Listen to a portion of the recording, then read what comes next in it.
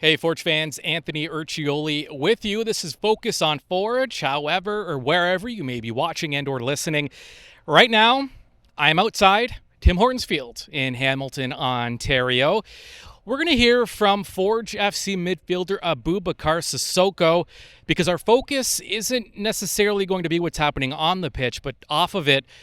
Now, Abou's contributions this season are pretty evident if you follow Forge. He's played a lot of minutes, and his contributions have been vast as a midfielder, box to box. But his contributions off the field are notable as well, not just from Abou, but his family, as they continue to provide more and more clean and accessible water back in their home country of Mali.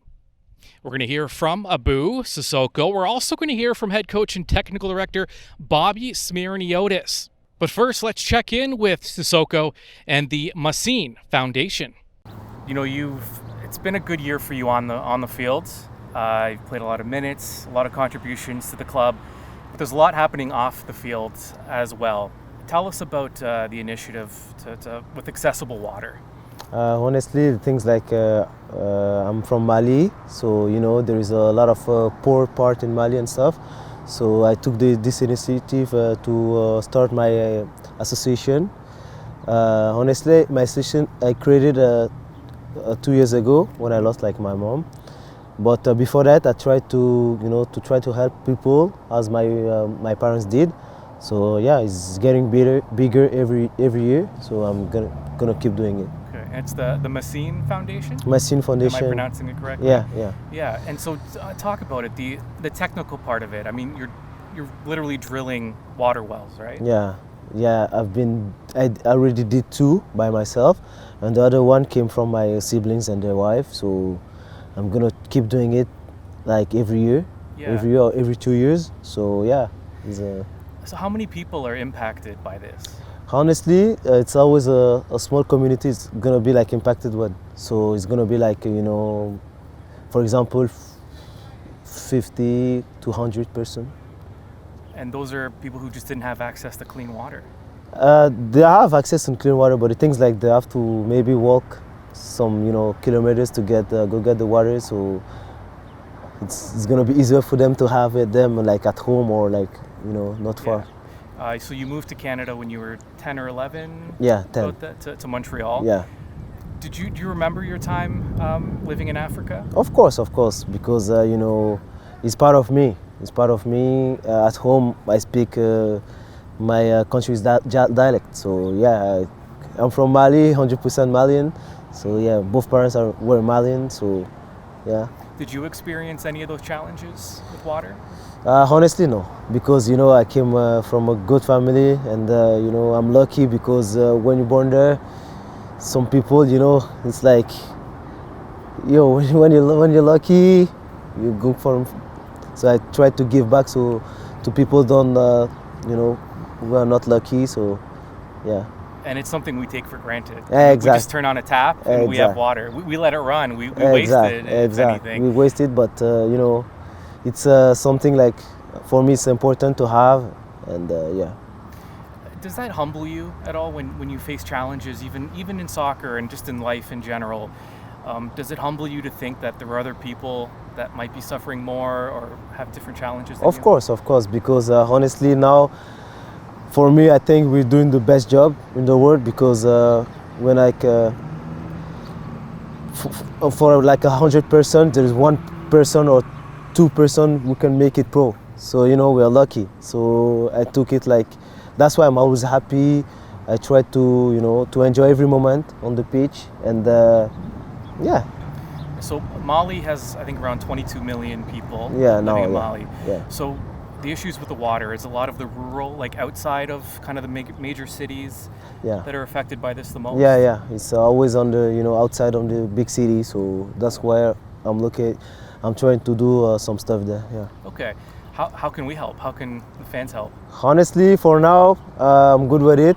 But when it's gonna get bigger than bigger, maybe I'm gonna ask for the help. But now I'm gonna doing it on the side because I'm not focused on it 100%.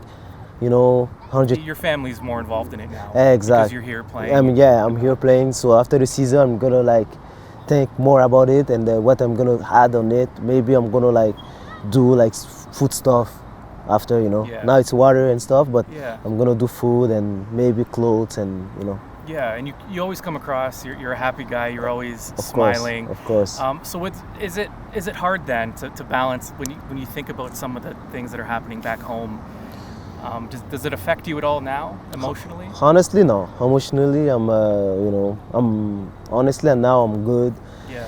The hardest part for me were, I think I can say like last year or 2 years ago was tough for me, but now, you know, I'm happy and I try to have a good energy every day. Good. Yeah. Okay. You know, last week we spoke a lot about culture and winning culture and how it relates to Forge. Now, part of that is making sure that you fill your squad with high character players, and that is something that Bobby Smyrniotis has done. Of course, you know, it's like I told them, you know, we spend 5-6 hours a day here every day, and there's a lot of time in the day to be doing other things, to be involved, to be engaged in different things, and you know, every player has a life outside of this field or has interests outside of this field, and it's always great just to see what the guys are getting involved in. You know, like Abou is to other players who are involved in arts and different things like that. I think it's healthy to be doing this. But then as an athlete, it's important to use your voice. You know, your voice on any scale can be used towards positive. So it's important for the guys to be involved. Does it create maybe a sense of humble, you know, it could humble a player, I guess, to maybe see what's going on outside of the pitch? Yeah, it's important. You know, the humble nature, it's one of the biggest things we look at in here. And when we talk about a winning culture, a lot of it starts from humble beginnings. And what I mean by that, it's we're playing this beautiful game and we're all involved in this game and we're blessed to be part of it and to enjoy every part of it. You know, life is difficult in different situations. You know, we're blessed to be playing this game that we love to play when we're 5, 6, 7, 8 years old, and that's what we're doing, and that's the humble part of the sport, and that's how we go into each and every game and prepare for each and every game as well. A lot of important causes that Forge FC players and coaches are a part of. This is one of them with Aboubacar Sissoko and the Macine Foundation. That's it for Focus on Forge. Make sure you check back. Plenty more content coming for you beyond the beard. This week is up with a full chat with head coach and technical director Bobby Smyrniotis, and also our match day preview, Forge FC taking on Cavalry FC on Friday night. Stay tuned for that. We'll talk to you soon. We are the Forge, the mighty, mighty Forge. You just don't think you understand. Anthony Urciuoli and Focus on Forge. Subscribe on Spotify or wherever you get your podcasts to the Forge Audio Network.